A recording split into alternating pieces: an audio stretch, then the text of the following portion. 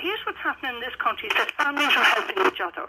These were people from across the country. So it isn't just the Cavan Monaghan. This is a culture thing across the country. Families are being failed by the very system that's there to protect them and serve them. And the Gardaí have a duty to protect and serve, and they're not doing that duty, and they're not being held to account for it. So I think Lucia there places her finger on this groundswell of frustration about trying to bring a complaint about the guards to the guards. And let me just add, from personal experience, nobody knows better than I, that there are huge numbers of guards who inside on Garda Síochána also express the same kind of disquiet that Lucia and other people are talking about the way that these cases are handled. It's not as if on Garda Síochána is of a uniform view in this at all, Mary. That is an extraordinary story, isn't it? Yes, not as extraordinary as the contents of the report. It's a bit of a sideline too. Bit of a sideline. Well, is it? Yeah, it is, because what this report shows, and one would like to think it was only Cavan Monaghan in that period, but we know from other reports that that's not true, is a police service that is totally dysfunctional, and that does things as a matter of routine that do not happen elsewhere. And I just give the one central point that it is routine.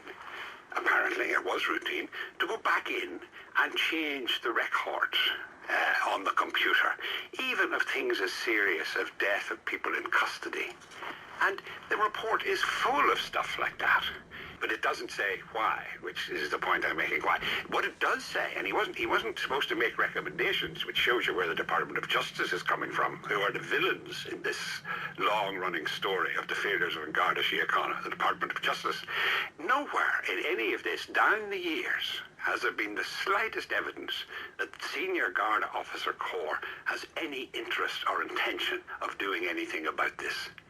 Francis Fitzgerald isn't even kind of making a pretense of taking this stuff seriously, right? Nor is the commissioner. The fact of the matter is that what was going on there was very bad Garda work.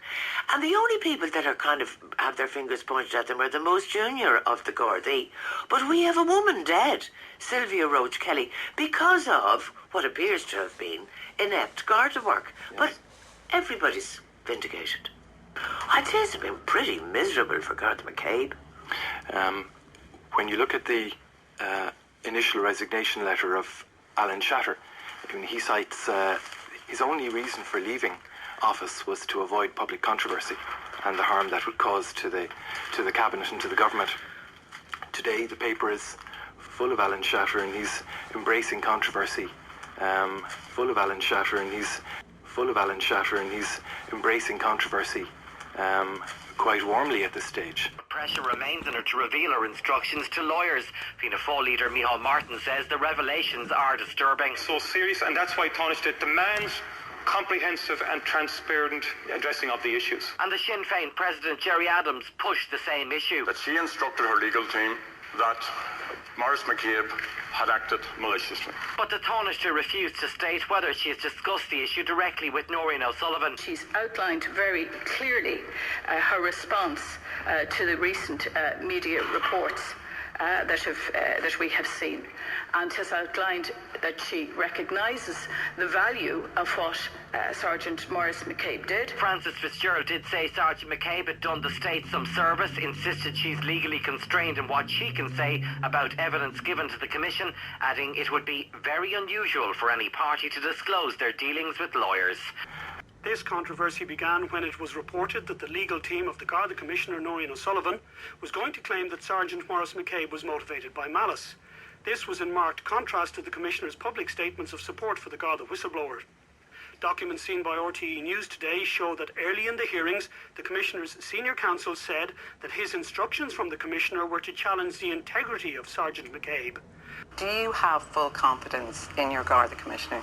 Well, all of the evidence that I have in relation to the job that the Commissioner is doing in terms of the modernisation and reform, in terms of the changes on the issues that were identified in this report, and indeed the many other reports, is that she is taking those recommendations forward and is working on them, is dealing with the issues around supervision, putting people in place to supervise. That is a yes in terms of her leadership of An Garda Síochána. Obviously, cultural change is necessary. Whistleblowers need to be protected. You don't change a culture overnight, but in terms of the kind of change that's necessary, it has been identified in this report and other reports, and there's a whole range of changes that have been brought in, both by myself and the government. These transcripts, Minister, are all fully accurate, which we're assuming they are. Do you still have full confidence in your Garda Commissioner? Miriam, I have to go back to the point that these are... That's a yes or a no. These are transcripts that are taken out of context. I don't know the context. In context. Out of context, because we don't know the full context. I have to say to you again that when the full report was written by the Justice charged with the job of running the Commission of Investigation, they did not feature in the report. If they're correct in context, if they prove to be correct in the context in which they're presented, do you have confidence in your Garda Commissioner? I couldn't possibly answer a question that's put like that.